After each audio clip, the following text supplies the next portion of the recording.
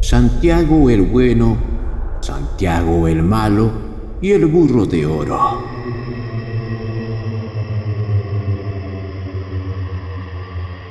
En los cerros color ceniza de San Felipe, donde el viento canta entre los ichus y queñuas y las nubes parecen cargar secretos antiguos, vivían a dos hombres con el mismo nombre, pero con destinos que no podían ser más distintos. Ambos se llamaban Santiago.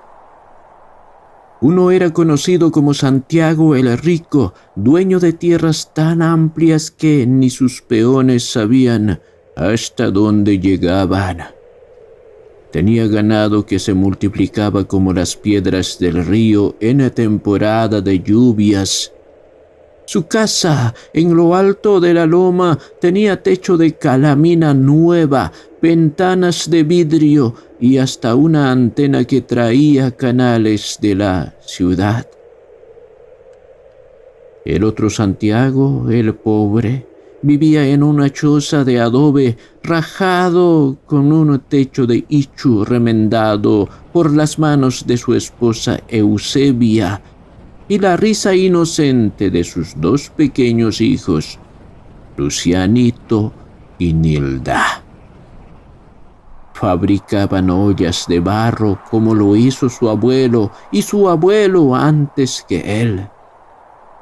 Su pobreza era evidente, pero si uno se acercaba un rato allí, se quedaba un momento, podía sentir algo que no se encontraba en las casas grandes. Fe, esperanza y una alegría que brotaba desde adentro. En San Felipe todos conocían esa diferencia. Algunos se burlaban, otros simplemente callaban. Ahí va el Santiago pobre. ¿Cómo no le da vergüenza tener mismo nombre que el patrón?, decía una mujer mientras amasaba en su horno de barro. Debería llamarse de otro modo. Santiago solo hay uno, y es el que tiene hacienda, añadía su esposo, quitándose el sombrero para saludar al paso al patrón montado en su caballo blanco. Pero Santiago el pobre, con la cara tostada por el sol y las manos partidas por el barro y el frío, nunca respondía. Solo sonreía y oraba. Oraba cada noche, antes de dormir junto a su familia. A veces lloraba, pero no de tristeza, sino de gratitud. Mientras tanto, Santiago el Rico apenas pronunciaba el nombre de Dios. Solo cuando quería que no lloviera en época de cosecha, él decía: Dios está para los flojos, los que no pueden solos. Yo me hice con estas manos, no le debo nada a nadie. Un día, mientras tomaban chicha en una ramada, los compadres del patrón empezaron con sus bromas. Santiaguito, ¿por qué no ayudas a tu tocayo el pobre? Parece burro de carga, igualito al que tenías hace años, dijo uno, soltando una carcajada. Sí, dale algo. Un regalito para que no manche tu nombre, añadió otro entre tragos. El rico sonrió con burla mientras afilaba su cuchillo sobre las botas de cuero. Está bien, dijo con ironía. Esta tarde le llevaré un presente a mi hermano pobre. Al caer la tarde, mientras el sol se escondía tras los cerros, Santiago el pobre estaba amasando barro con su hijo. La hija recogía leña. Eusebia cocía una sopa de chuño con sus hojitas de huacatay. Entonces se escucharon los cascos de caballo. Santiago el Rico llegó con uno de sus peones jalando un burro. Pero no era cualquier burro. Era un animal viejo, flaco, con las costillas marcadas como surcos de la chacra. Uno de sus ojos estaba nublado y en su lomo tenía cicatrices antiguas. Sus patas estaban herradas, pero los herrajes estaban sucios, corroídos. «Tocayo, tocayo», gritó el rico, «te traigo este burro. Es tan pobre como tú. Al menos ahora tendrás con quien conversar». Los niños miraron al animal con curiosidad y Eusebia se cubrió el pecho con su manta sintiendo vergüenza ajena. «Gracias, patrón», dijo el pobre bajando la cabeza. No me digas, patrón, que somos tocayos», respondió burlón mientras soltaba una carcajada.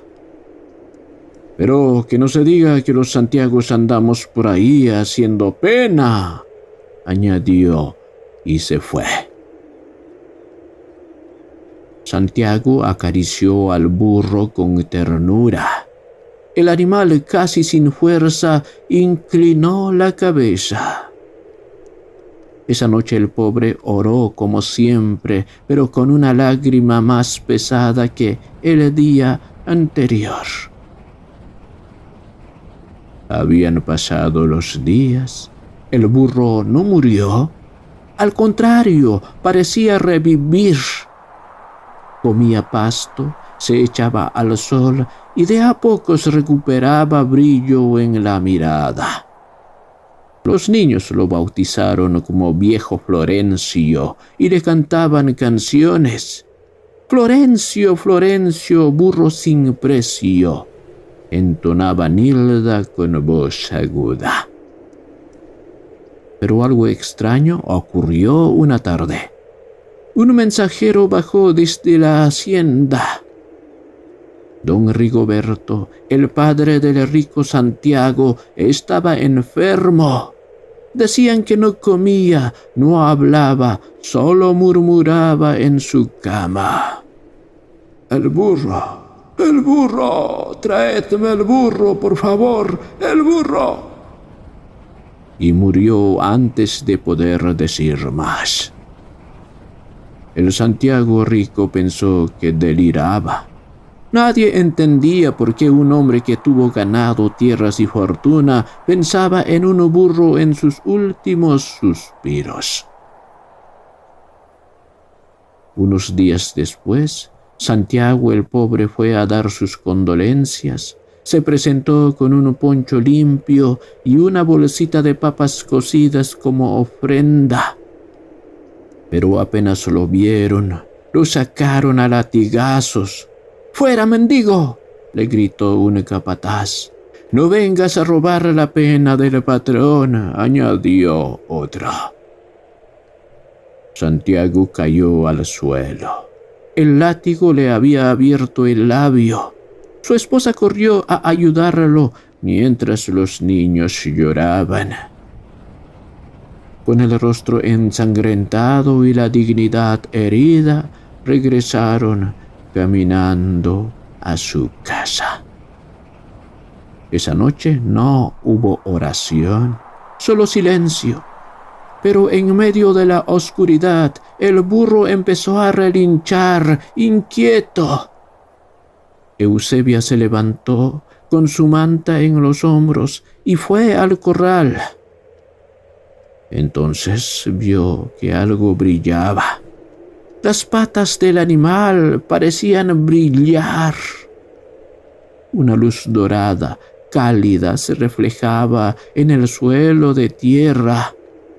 Despertó a su esposo. «Santiago, Santiago, ven», gritó. Salieron todos. El burro estaba inquieto. Y descubrieron que los herrajes eran de oro puro. El viejo Rigoberto los había mandado a forjar hacía décadas y los había puesto en su burro favorito para esconder su riqueza de enemigos y ladrones. En su delirio final, quiso recuperarlos, pero solo Dios supo por qué llegaron a manos del pobre. «Será una prueba», susurró Santiago, sin poder creerlo. «Es una bendición», dijo Eusebia, arrodillada, «y las bendiciones se agradecen». Al día siguiente fueron a la hacienda. «Vengo a devolver lo que no me pertenece», dijo Santiago con humildad. Pero una vez más lo recibieron con insultos y golpes. Esta vez uno de los guardias se le rompió la nariz. Nadie quiso escucharlo, por más que gritaba que el burro tiene algo especial. Pero no le dejaron más hablar. Esa noche, con el rostro desfigurado y el corazón hecho trizas, oró bajo la luna. Y en medio del viento, una voz, tal vez del alma, tal vez del cielo, le dijo: «Es un regalo para ti. Cuídalo. No tengas miedo». Pasaron los años. Santiago usó ese oro con sabiduría.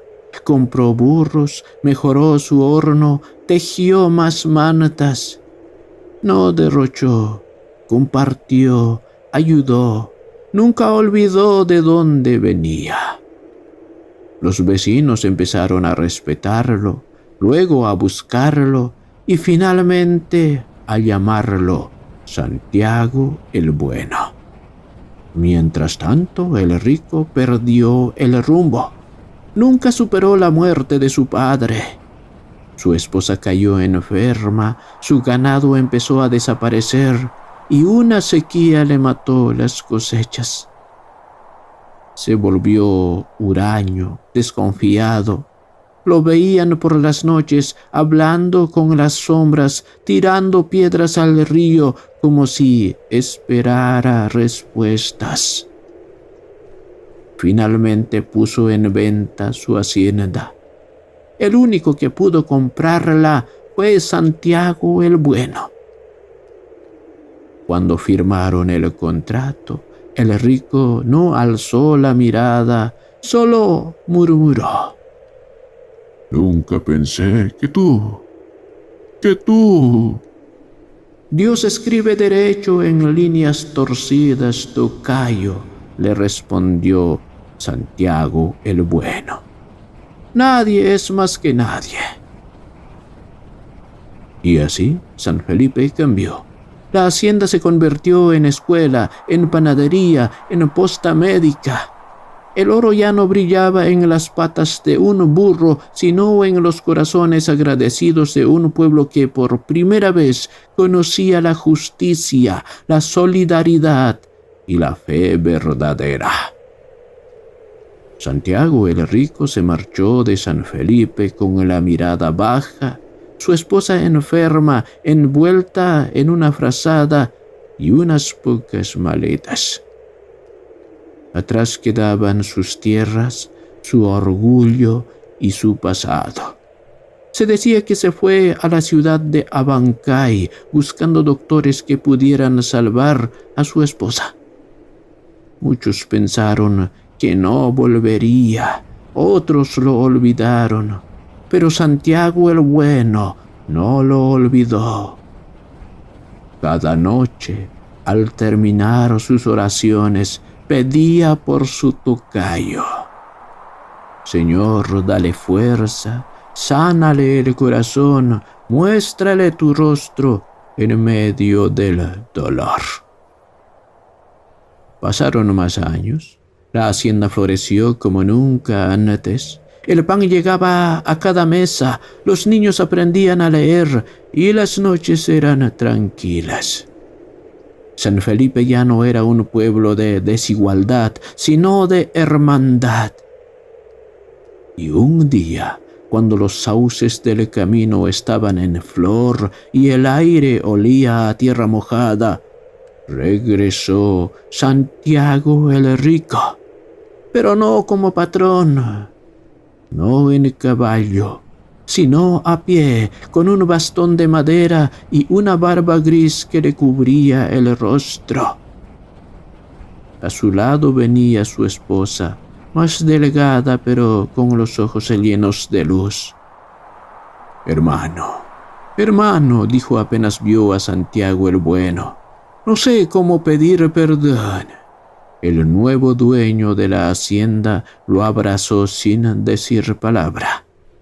Los dos hombres tocayos, viejos conocidos, lloraron juntos frente al horno de barro donde se cocían panes para los huérfanos. Dios no te ha olvidado, le susurró Santiago el Bueno.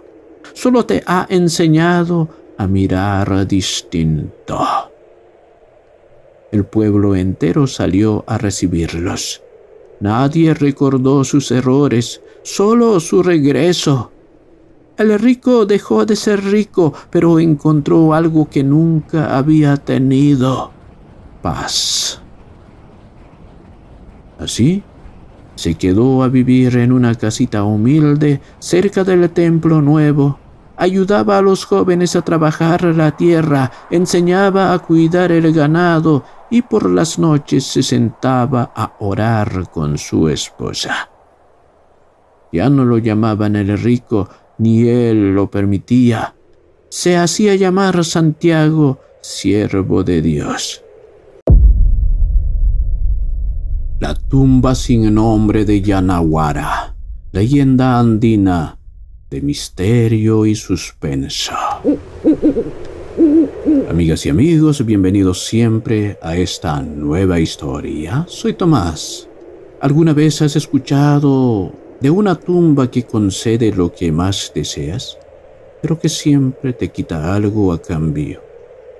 ¿Te atreverías a pedir un favor sabiendo que podrías perder tu voz, tu sombra o incluso tu alma? Así comienza la historia que los viejos del pueblo de Yanaguara contaban en voz baja, sobre todo en las noches frías cuando el viento silbaba entre las tejas y la neblina bajaba desde los cerros como si quisiera envolver las casas. Decían que en el cementerio del pueblo, al fondo, pegada a una tapia vieja cubierta de musgo, había una tumba distinta a todas. No tenía cruz, ni nombre, ni flores. Era un simple montículo de tierra oscura, como si nunca hubiera dejado de estar recién cavada. La gente del lugar juraba que esa tumba tenía dueño, pero no era un muerto común. Era una presencia. Se decía que quien oraba allí, con verdadera necesidad, obtenía lo que pedía. Había quienes se hicieron ricos de noche a la mañana, otros que sanaron de enfermedades que ni los doctores de la ciudad podían curar. Pero también estaba la advertencia: solo si necesitas de verdad, porque si pides por capricho, algo perderás para siempre. Algunos regresaban mudos, sin voz para volver a contar su experiencia, otros sin sombra, y decían que sin sombra uno ya no es del todo humano. Y los peores, los que se quedaban sin alma, vagaban por el pueblo con los ojos vacíos, como si estuvieran vivos solo por costumbre. En ese tiempo, en Yanaguara vivía una joven llamada Juliana. Le decían la mamita, no porque fuera madre, sino porque era tan bonita que parecía una imagen de la Virgen. Sus trenzas negras, largas hasta la cintura, su piel de color canela, sus ojos grandes y brillantes. hacían que todos la miraran cuando pasaba por la plaza los domingos después de la misa. Pero Juliana no estaba conforme. Ella soñaba con algo que no tenía. Veía a las hijas de los hacendados españoles con sus vestidos claros, sus cabellos rubios que brillaban al sol, su piel blanca como la harina, y en su corazón crecía una envidia que la consumía. ¿Por qué yo no puedo ser así?, pensaba. No le bastaba con ser la más hermosa del pueblo. Quería parecerse a esas mistis que miraban por encima del hombro a las muchachas como ella. Su abuela, la mamá Tomasa, se lo había dicho muchas veces. Julianita, hijita, no mires lo que no es tuyo. Cada flor es bonita en su propio jardín. Pero Juliana solo sonreía y cambiaba de conversación. Fue entonces en una tarde de feria, mientras las mujeres vendían queso fresco y los hombres jugaban sapo en la plaza, que Juliana escuchó el rumor. Dos muchachas sentadas en la esquina hablaban en voz baja. Dicen que la tumba sin nombre del cementerio concede cualquier deseo, murmuró una. Pero te quita algo, ¿ah? Respondió la otra. Mi primo fue y volvió sin sombra. Ahora ni los perros lo reconocen, añadió. Juliana fingió que no había escuchado, pero esas palabras se le quedaron prendidas en la cabeza como espinas. Esa noche, mientras peinaba sus trenzas frente al espejo de lata, se dijo a sí misma: si es cierto, si esa tumba puede darme lo que quiero, yo voy a ti, voy a ir. Era tiempo de Todos los Santos y el cementerio estaba lleno de flores y velas. Pero Juliana no quería que nadie la viera, así que esperó unos días. Una noche, con la luna apenas asomando detrás de los cerros, se envolvió con una lija oscuro y salió de su casa en silencio. El aire olía a tierra fría y a ichu mojado. Sus pasos resonaban sobre el empedrado. A lo lejos, un perro aulló y Juliana sintió un escalofrío que le subió por la espalda. Cuando llegó al cementerio, todo estaba en silencio. Empujó la vieja puerta de hierro que chirrió como si se quejara y entró. Las cruces blancas se alineaban como guardianes dormidos. Siguió el camino de tierra hasta llegar al fondo, donde la tapia se levantaba cubierta de musgo. Y allí estaba la tumba sin nombre. La tierra parecía más oscura que las demás. No había flores, solo un pequeño hoyo como si algo hubiera escarbado desde adentro. Juliana se arrodilló. No sabía qué decir, así que habló como si conversara con alguien que la estaba escuchando.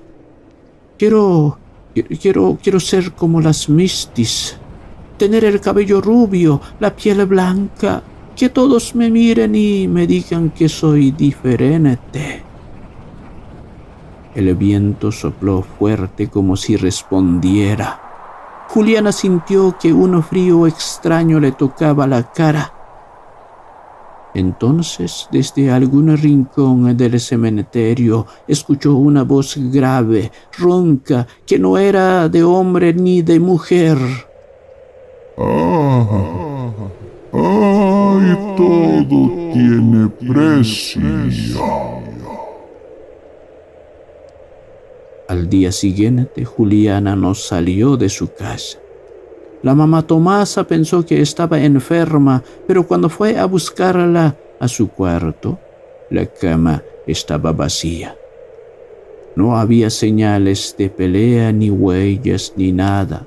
La puerta estaba cerrada por dentro. El pueblo entero la buscó, pero nadie la vio salir, ni pasar por la plaza, ni ir al río. Era como si se hubiera desvanecido en el aire. Algunos dijeron que la habían raptado, otros que había huido con algún viajero. Pero los más viejos, los que conocían las historias, murmuraban entre dientes: Fue la tumba sin nombre se ha llevado. Pasaron semanas y entonces empezaron las habladurías. Un pastor que cuidaba ovejas cerca del cementerio contó que una noche mientras regresaba vio una mujer caminando entre las tumbas. Llevaba un vestido claro y el cabello era largo y rubio, tan rubio que brillaba como oro bajo la luna. Pero lo que más lo asustó fue su rostro. Su rostro no era piel blanca de miste, no lo era. Era blanco porque era solo hueso, un cráneo limpio, y de las cuencas vacías caían lágrimas negras. Me miró y me pidió ayuda, dijo el pastor temblando.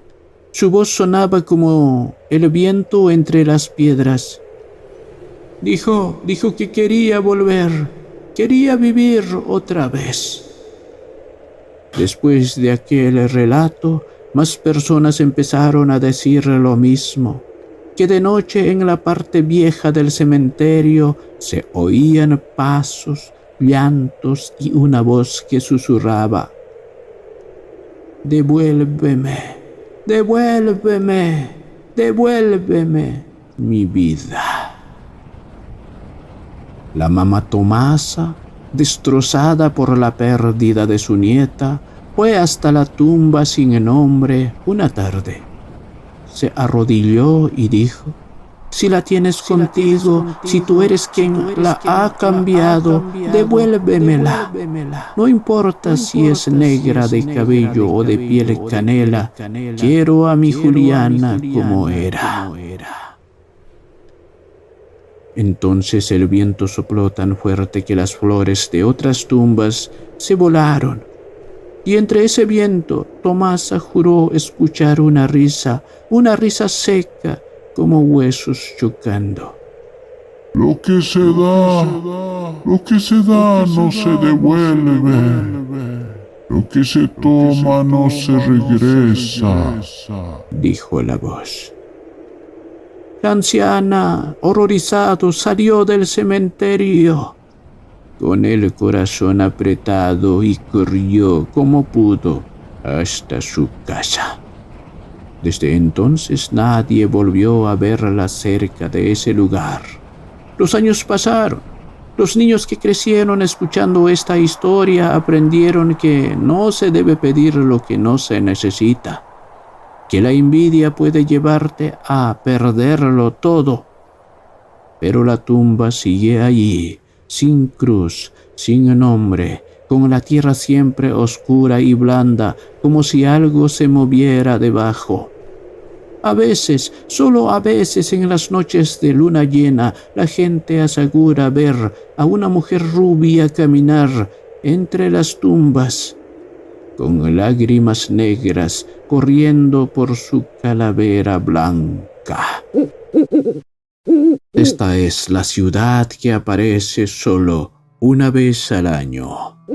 Leyenda andina.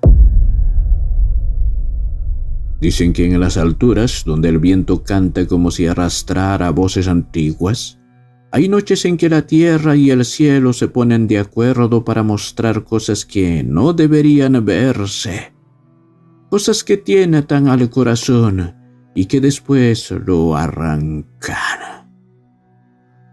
Esa noche comenzó como tantas otras, pero en el aire había algo distinto. El frío era más pesado y la luna y la luna colgaba sobre los cerros. Se veía como un ojo abierto y sangrante, roja, roja como el hierro recién salido del fuego. Los viejos del pueblo siempre habían advertido: cuando la luna se ponga así, no salgan, no miren al camino viejo y sobre todo no sigan las luces, por más bonitas que parezcan. Pero el viejo Araca y su mujer Norma, bueno, ellos eran de los que creían que esas eran tonterías para asustar a los pequeños. Araca y Norma vivían en la parte más alta del caserío, en una casa grande de tejas bien puestas, con paredes pintadas de cal. Tenían dinero y bastante. Tenían ganado y hasta un par de mulas que no prestaban a nadie. Pero lo que no tenían era paz. Se la pasaban discutiendo por todo, que si el corral estaba mal cerrado, que si uno gastaba más que el otro, que si tal primo había recibido más ayuda. Esa tarde la pelea fue por una herencia que aún no se repartía. «¿Tú quieres quedarte con todo?», gritó Norma golpeando la mesa. «¿Y tú crees que yo no sé cómo escondes la plata?», respondió Araca con los ojos encendidos. Ambos terminaron diciendo lo mismo. «Mañana mismo vamos a ver al juez». Pero mañana se volvió ahora, porque ninguno quería esperar. «Vamos de una vez», dijo Araca agarrando su poncho. «¿Y si el juez ya está dormido?», preguntó Norma. «Que se despierte, es su trabajo», gritó Araca. Y así, con el viento helado mordiéndoles la cara, salieron por el camino viejo, el más corto hacia el pueblo. La noche estaba silenciosa. Ni los perros ladraban, ni los gallos cantaban antes de la hora. Solo se oía crac, crac, crac de las piedras bajo sus botas y el silbido largo del viento bajando de los cerros. Llevaban apenas media hora de camino cuando ocurrió. A lo lejos, donde debía estar el oscuro perfil del pueblo, apareció una luz dorada. Primero una, luego otra y otra más, como si alguien estuviera encendiendo faroles de oro puro. «¿Ves eso?», murmuró Norma deteniéndose. «Debe ser que hay fiesta», dijo Araca, aunque en su voz había algo de duda. «¿Pero fiesta? ¿Hoy? No hay santo, no hay aniversario», se dijo. Caminaron un poco más y de pronto allí estaba el pueblo, pero no como lo conocían. Las calles eran anchas y brillaban como si estuvieran hechas de piedra pulida. Las casas con balcones dorados y techos rojos parecían recién construidas. Y la gente vestía de gala, con trajes bordados, polleras de colores intensos y chales que parecían hechos de luz. Sonaban quenas, charangos y bombos. Olor a maíz tostado, a chicha dulce, a carne recién asada. Al llegar a la plaza, vieron una mesa larga cubierta con manteles bordados. Sobre ella había copas de oro, plato de oro, jarras talladas con figuras extrañas. Nadie parecía sorprenderse de verlos. Al contrario, los saludaban como viejos amigos. «Bienvenidos, bienvenidos», dijo un hombre alto con sombrero negro y sonrisa amplia. «Pasen, pasen, esta noche todos somos hermanos». Araca buscó al juez, pero no lo encontró. Norma, en cambio, ya estaba mirando una bandeja de panes humeantes. Siéntense, siéntense, prueben, bailen, insistió el hombre de sombrero. Entonces vieron que en un rincón una anciana con trenzas plateadas y ojos de vidrio los observaba sin sonreír. Cuando pasaron cerca, les susurró: «Si suenan las campanas antes del alba, corran, corran, sin voltear». Pero Araca y Norma apenas le prestaron atención. La música, el oro, la comida, todo los estaba envolviendo como una manata caliente. Pronto ambos empezaron a guardar cosas.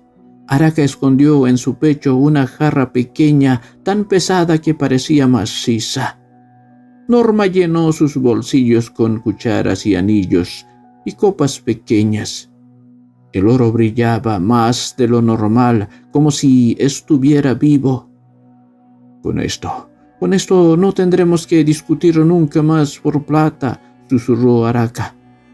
«Con esto podemos comprar tierras hasta en la costa», respondió Norma. La música subía, la gente reía, las danzas giraban, y entonces, cuando estaban a punto de entrar al baile, ocurrió. Una gota helada les cayó en la nuca, luego otra y otra. Araca levantó la vista. No había techo, el cielo estaba oscuro, y en lugar del pueblo había agua. Agua hasta donde alcanzaba la vista. En un parpadeo la música se apagó, las risas se disolvieron. Ya no había calles doradas ni mesas llenas, solo una laguna negra y callada. Y ellos estaban en el medio. El agua les llegaba al pecho, helada como cuchillo. «¡Norma! ¡Norma!», gritó Araca, buscando su mano. No puedo», jadeó ella, sintiendo cómo el peso del oro la hundía más y más. Las corrientes invisibles lo jalaban hacia abajo. El aire se les escapaba en burbujas y el silencio era tan espeso que parecía escucharse. La última imagen que vio Araca antes de hundirse fue la anciana de los ojos de vidrio, parada en la orilla, observándolos sin moverse. A la mañana siguiente, el sol salió tibio como si nada hubiera pasado. Una pastorcita que pastaba ovejas cerca de la laguna volvió corriendo al pueblo, pálida como la nieve. «¡Hay 2 cuerpos en la orilla!», gritó. Los hombres fueron a ver. Allí estaba Araca y Norma, tendidos uno junto al otro, con las manos entrelazadas. Sus bolsillos rebosaban de piedras sin valor. El brillo del oro había desaparecido. Lo más extraño era que la laguna apenas medía 13 metros de ancho y el agua no llegaba ni a la cintura. Nadie entendía cómo podían haberse ahogado allí. Y desde entonces, cada vez que la luna se pone roja, el camino viejo queda vacío. Los perros no salen, los niños no lloran, y los más viejos repiten lo mismo. La ciudad dorada volverá y el diablo seguirá esperando a los que llevan hambre en el corazón. Algunos dicen que si uno escucha bien, se oyen quenas lejanas y risas suaves en el viento. Otros afirman que han visto a una anciana de trenzas plateadas parada junto a la laguna mirando hacia el camino. Pero nadie sabe responder. ¿Era la ciudad un espejismo o un lugar real que solo se abre para tentar? ¿Y quién era en verdad esa anciana que observaba en silencio?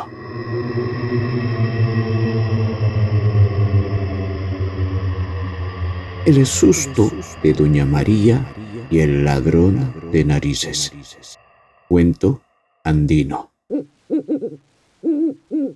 Dicen que en los pueblos andinos la noche no es solamente oscuridad, también es un lugar donde caminan las sombras, donde los espíritus del monte se confunden con los animales y donde el silencio no siempre está vacío.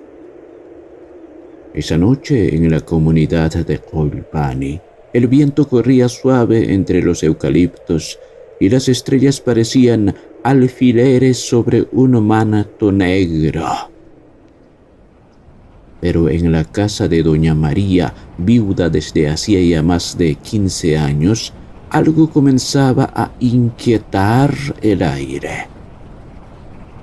Doña María, mujer recia de manos duras por las chacras y la cocina, vivía sola en su terreno, cuidando un pequeño corral de gallinas y conejos.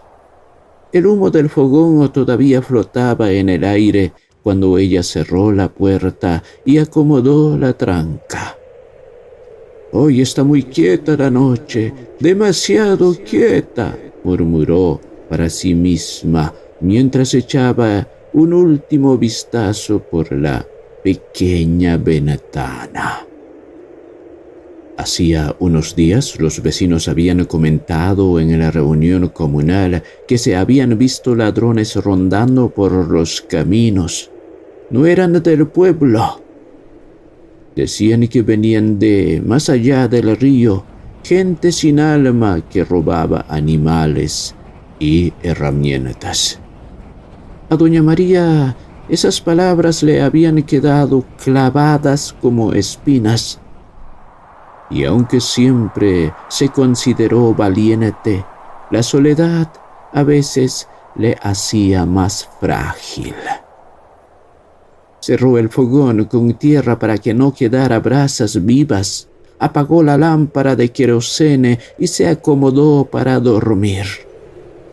El canto de los grillos era el único sonido, hasta que de pronto algo distinto se coló entre sus oídos.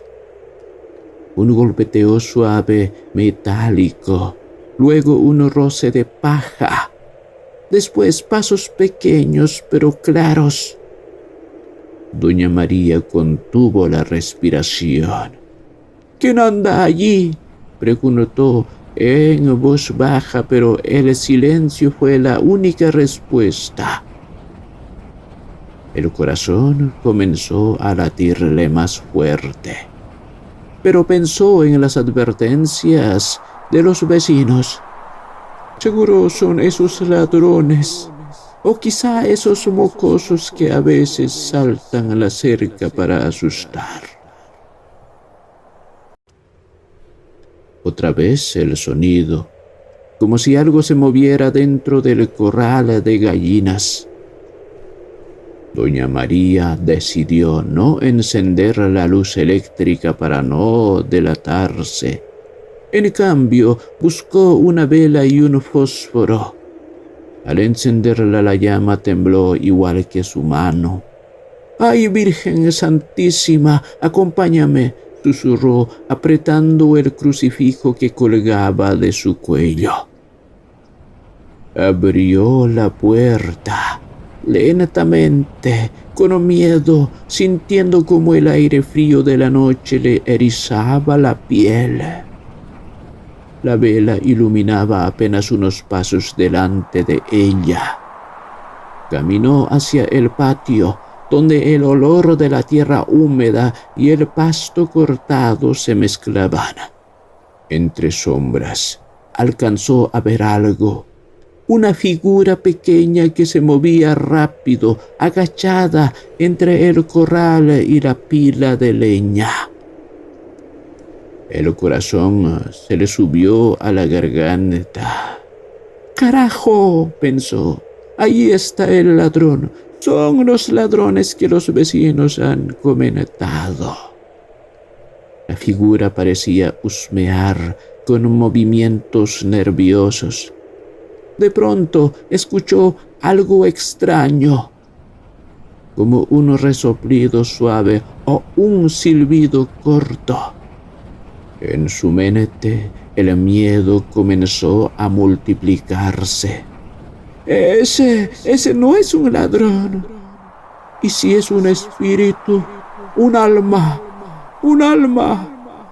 Los abuelos decían que por aquí aparece el alma del monte, que silba para avisar que te llevará, susurró. Doña María apretó más el crucifijo, pero siguió avanzando despacio, como quien no quiere espantar lo que sea que esté allí, ni provocar su furia. Llegó al borde del corral. La vela apenas iluminaba los alambres y un pedazo de la paja del gallinero. Entonces lo vio.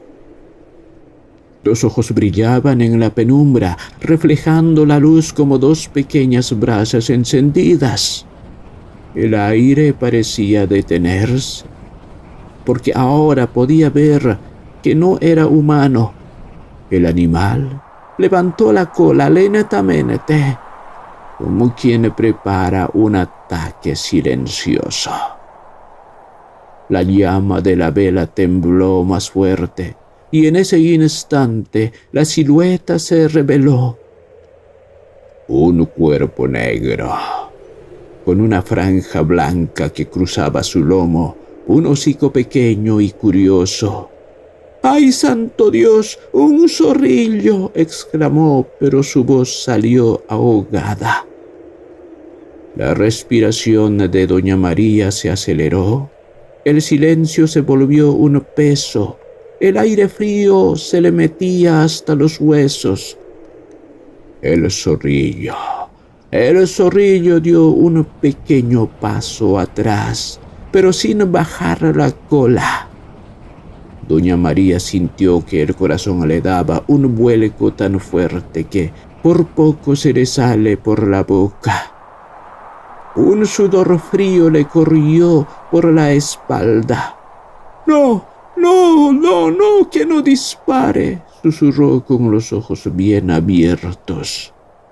Pero el miedo pudo más que la razón. Convencida de que el animal iba a lanzarle su veneno, sus piernas se aflojaron y cayó de espaldas. La vela rodó por el suelo, se apagó al instante y la oscuridad se cerró como un manto sobre ella. En medio de su aturdimiento, escuchó un ligero movimiento y luego nada más. Cuando abrió los ojos, no supo cuánto tiempo había pasado. La noche seguía igual de negra, pero ahora algo más dominaba el ambiente. Un hedor tan fuerte, tan penetrante que parecía querer colarse por la piel. ¡Madre mía!, dijo tapándose la nariz. ¡Qué peste! ¡Qué apesta! El zorrillo, al sentirse amenazado, había lanzado su defensa antes de huir. Doña María trató de levantarse, pero el olor era tan intenso que sentía que le quemaba la garganta. Tropezando y tropezando, se arrastró hasta la puerta de su casa. Pero el hedor la seguía. Parecía haberse pegado a su ropa, a su piel, al alma misma. Dentro de la casa, abrió todas las ventanas, aunque el frío de la madrugada se colara como cuchillo. Recordó un consejo que su madre le había dado de niña. Cuando el aire se pone pesado y pestilente, hierve eucalipto, molle y chachacoma ruda. Eso espanta hasta el mal espíritu. Puso una olla con hojas frescas y dejó que el vapor llenara el ambiente, pero el olor del zorrillo era testarudo. La noche se hizo larga. Doña María no pudo dormir. Entre el frío y el hedor se quedó sentada junto al fogón, murmurando oraciones para que la peste se fuera con el amanecer. A la mañana siguiente, el sol trajo un poco de alivio y también compañía. Los vecinos, al enterarse del episodio, comenzaron a llegar, unos con curiosidad, otros con risas mal disimuladas. «¿Así que no era ladrón, comadre?», preguntó don Seferino, aguantando la carcajada. «Era ladrón, pero de narices», decía. «Y mire que le dejó su recuerdo bien puesto», añadió otra vecina, cubriéndose la boca para no reírse más fuerte. Doña María, con la cara medio seria, medio resignada, soltó una risa corta. «Así pues, vecinos, uno piensa que es valiente y al final el animalito lo deja plantado como tonto». Todos rieron, pero en su interior, doña María juró que la próxima vez no saldría al corral sin linterna y sin compañía. Esa noche, mientras se acomodaba para dormir, un pensamiento la hizo fruncir el ceño. Si el zorrillo se había metido al corral, ¿qué lo había atraído? ¿Y por qué justo en esos días varios animales del pueblo parecían más inquietos que de costumbre? Allá, en la oscuridad, el viento volvió a soplar entre los eucaliptos y molles, y muy a lo lejos se escuchó un silbido suave. ¿Sería solo el viento o el verdadero visitante aún no había llegado?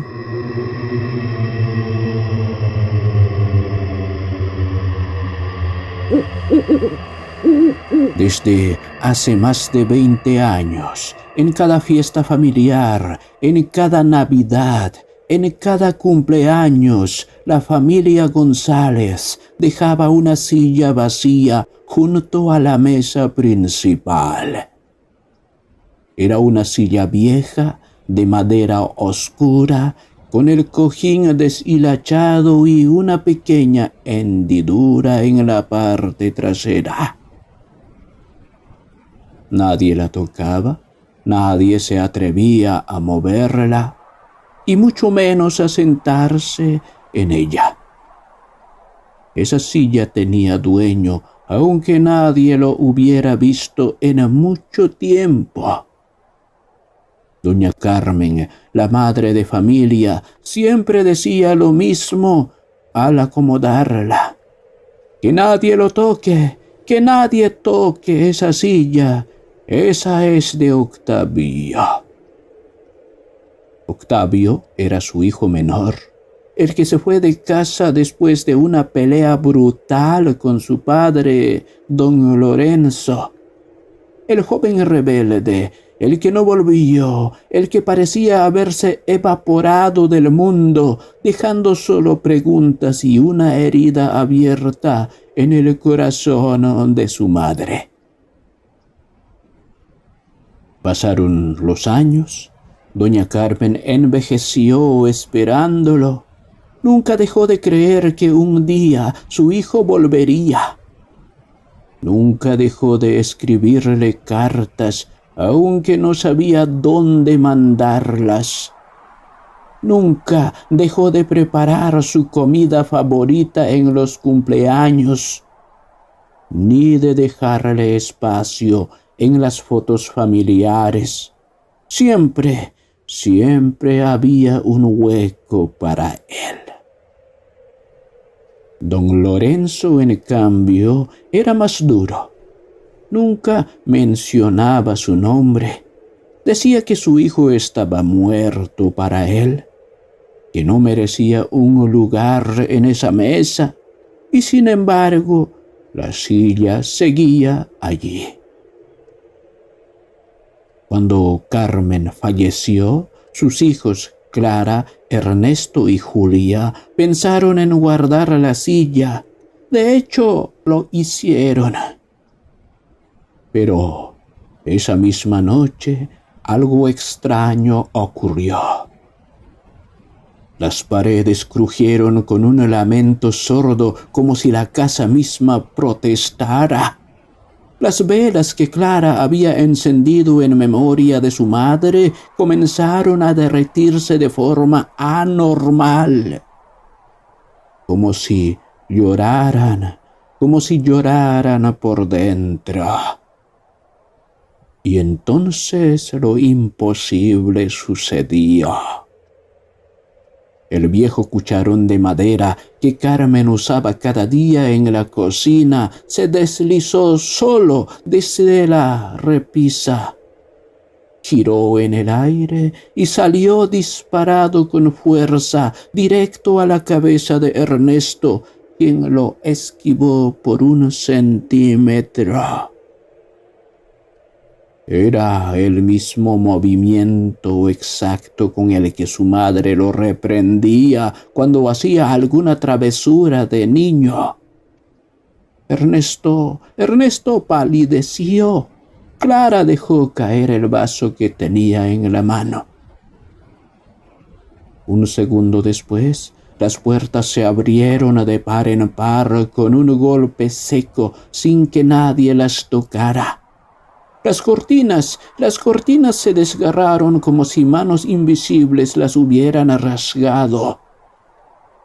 Y los perros, en el patio, lejos de ladrar, comenzaron a mover la cola, inquietos, mirando hacia un punto fijo, como si alguien estuviera allí. Pero no había nadie. Nada, solo vacío. Los fenómenos se intensificaron durante la madrugada. Sombras que se deslizaban por las paredes, voces apagadas entre las vigas del techo, ruidos de pasos descalzos por el pasillo. Fue entonces cuando lo comprendieron. No era una simple coincidencia, era su madre, Carmen. Lloraba por su hijo perdido, y el mensaje era tan claro como doloroso. La silla debía permanecer en su lugar. Asustados, temblorosos, sin decir palabras, los hermanos tomaron la silla del armario donde la habían guardado y la devolvieron a su lugar habitual frente a la mesa del comedor. La colocaron con delicadeza, como si alguien estuviera por sentarse en ella. Y entonces todo calmó. El viento dejó de azotar las ventanas. Las cortinas, aunque rasgadas, volvieron a moverse suavemente. Los perros se echaron a dormir. Y después de casi 2 horas, la casa respiró en paz. En las noches siguientes no volvió a pasar nada, solo silencio y un aire tibio, casi maternal, que recorría el pasillo como un susurro agradecido. Habían pasado 8 años, cuando también el padre, el abuelito Lorenzo, murió, pero la silla seguía allí. Ya nadie hablaba de Octavio. Era un fantasma del pasado, un capítulo inconcluso, un nombre que dolía. Pero todo cambió una tarde gris y ventosa, cuando un desconocido tocó la puerta. Clara, la hermana menor, estaba en la cocina preparando café. Afuera llovía. El viento sacudía los árboles del jardín. Al escuchar el golpe en la puerta, dejó la taza sobre la mesa y fue a abrir. Un hombre de aspecto descuidado, con la ropa empapada, la barba crecida y los ojos apagados, se paraba en la entrada. No parecía peligroso, pero había algo en él que inquietaba profundamente. Algo en su presencia que hacía que el corazón palpitara más fuerte.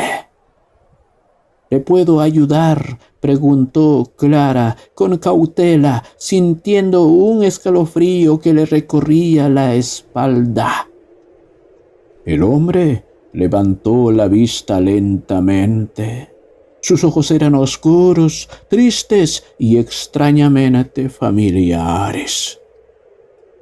¿Esta sigue siendo la casa de doña Carmen? Preguntó con voz rasposa, como si hablara desde lo más profundo de un recuerdo. Clara se quedó helada por un instante. Luego respondió con voz temblorosa. Sí, pero mi madre falleció hace 12 años. El hombre cerró los ojos por un instante. Su rostro se contrajo como si la noticia le desgarrara el alma. Respiró hondo, con dificultad, como quien intenta sostenerse en pie con el peso de una montaña encima. ¿Y el señor Lorenzo? Preguntó con un hilo de voz, sin levantar la mirada. Clara tragó saliva. También, respondió en voz baja. 4 años después murió mi padre. El silencio se extendió por unos segundos. El viento azotó una rama contra la ventana. El extraño asintió despacio, como si confirmara un presentimiento que lo había acompañado durante años. «Entonces ustedes son sus hijos», insistió él con un tono entre la nostalgia y la ansiedad. «Sí», dijo Clara. «¿Por qué la pregunta? ¿Quién es usted?» El hombre dudó, bajó la mirada, sus labios temblaban. «Solo alguien que viene a recuperar algo que perdió», respondió. Y en ese instante el corazón de Clara se estremeció. No supo por qué ni cómo, pero una voz dentro de ella, una sensación profunda, inexplicable, le susurró que debía dejarlo entrar. Ese hombre no era un extraño, que debía abrirle la puerta, no solo de la casa, sino del pasado. Lo hizo a un lado y con una leve inclinación de cabeza le dio el paso. El hombre cruzó el umbral con pasos lentos, como si cada centímetro recorrido doliera. Se sentó en el viejo sofá de la sala, el mismo que Carmen había bordado con sus propias manos. Sus ojos se pasearon por las paredes, los cuadros, la lámpara del techo, y entonces la vio. Vio la silla. Allí estaba, solitaria, inamovible. Al fondo del comedor, esperando como siempre. El hombre entrecerró los ojos. «¿Todavía la conservan esa silla?», preguntó con la voz rasposa, como si temiera la respuesta. Clara apenas pudo asentir. Mi madre nunca dejó de esperarlo. Decía que esa silla tenía dueño, que ese lugar no podía ocuparlo nadie más. El hombre se puso de pie lentamente. El aire pareció enrarecerse por un momento. Dio unos pasos mirando la silla como si fuera un viejo amigo o una deuda pendiente. Luego se sentó y en ese instante el tiempo se detuvo. Clara sintió que se le paralizaban las piernas. Una lágrima solitaria se deslizó por su mejilla. Sus manos comenzaron a temblar sin control. Todo su cuerpo le gritaba que algo muy grande estaba sucediendo, aunque todavía no sabía qué.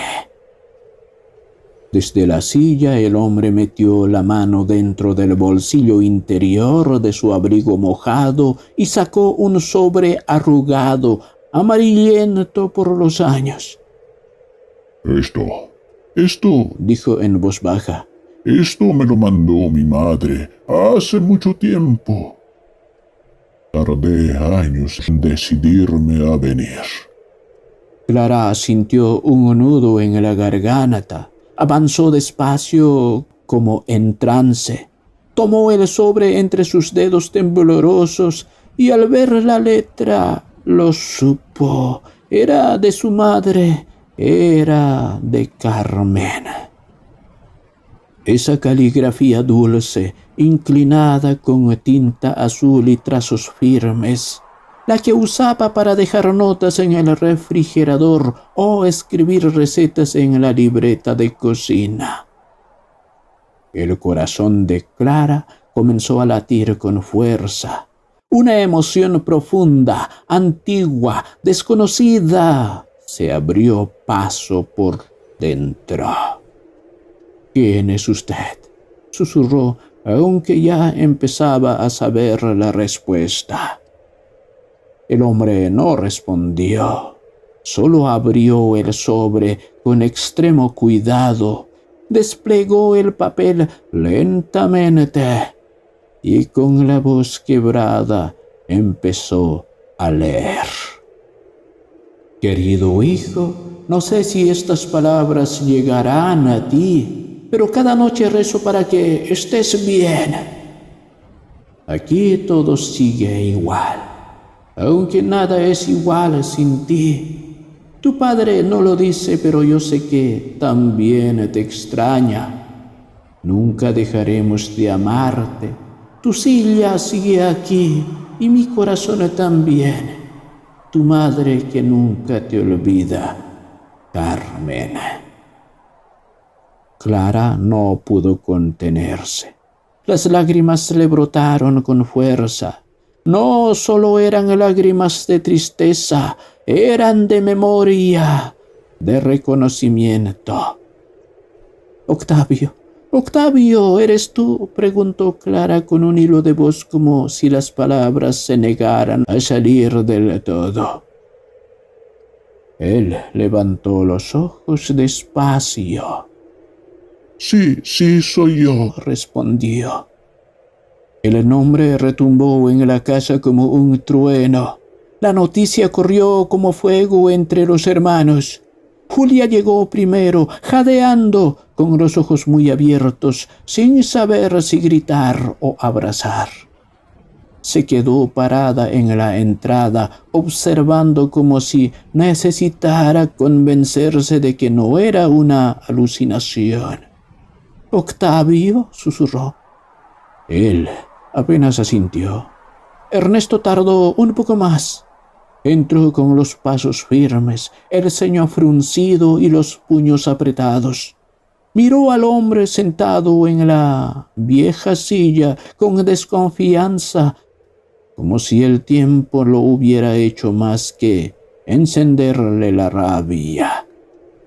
«¿Qué pruebas tienes de que eres mi hermano?», soltó con dureza, casi con desprecio. Octavio no se molestó. Con calma metió la mano en el bolsillo interior de su abrigo y sacó una pequeña cajita de madera gastada por los años. La abrió con cuidado. Dentro había una fotografía antigua. 4 hermanos de niños sentados en una banca del parque. Julia con trenzas, Clara abrazando una muñeca, Ernesto con las rodillas raspadas.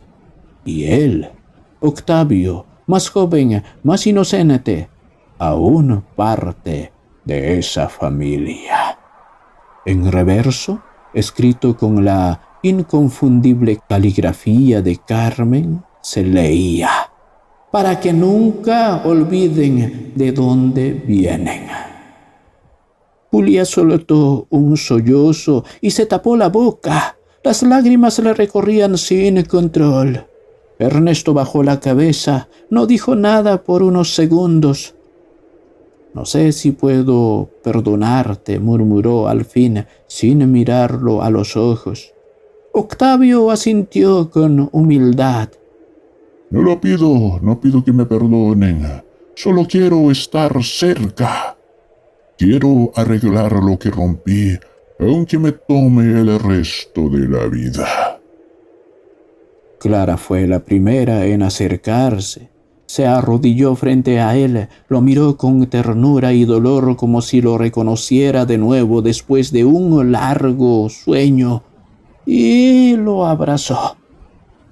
Mamá estaría feliz, susurró. Siempre supo que volverías. A partir de ese día la casa cambió. Octavio se quedó a vivir en el pequeño cuarto junto al patio. No pidió nada, no exigió nada, solo se dedicó a ayudar. Pero algo no terminaba de encajar. Había detalles, silencios, ausencias. A veces Octavio desaparecía muy temprano, antes de que saliera el sol. Volvía a media mañana con bolsas llenas de comida, ropa nueva, incluso regalos pequeños para los sobrinos de Julia. Sonreía, decía que había hecho unos ahorros y cambiaba de tema. Pero en el fondo todos se preguntaban lo mismo. ¿Cómo alguien que llegó como un vagabundo podía tener tanto? Hasta que un día Ernesto lo siguió. No lo dijo, no lo comentó, solo sintió la necesidad de saber.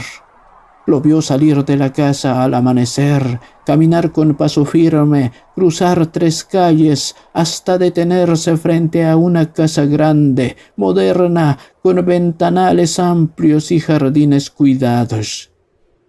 La fachada era blanca, reluciente, pero lo que más llamó la atención de Ernesto fue la placa de bronce en la entrada. Fundación CG para niños sin hogar, decía. Ernesto frunció el ceño, se escondió tras un árbol y esperó. Pasaron aproximadamente 20 minutos cuando Octavio salió por la puerta. Lo encontró de frente. ¿Qué estás haciendo aquí?, preguntó Ernesto con el tono cortante de quien exige respuestas. Octavio no se sorprendió, casi como si ya lo supiera. Sonrió sereno. «Es mi casa», respondió, «y esa fundación también es mía». Ernesto lo miró con incredulidad. «¿De qué estás hablando?». Octavio respiró hondo, no con arrogancia, con calma, como alguien que finalmente se atreve a contar su verdad. Durante los años que estuve fuera, trabajé de todo. Dormí bajo puentes, lavé platos, cargué cajas. Estuve en el norte, en barcos, en fábrica. Y un jefe muy sabio me enseñó a invertir. Primero con miedo, luego con estrategia. Compré terrenos, construí, alquilé. Me fue bien, muy bien. Pero por dentro me sentía vacío. Tenía dinero, propiedades, viajes. pero ni un solo domingo en familia.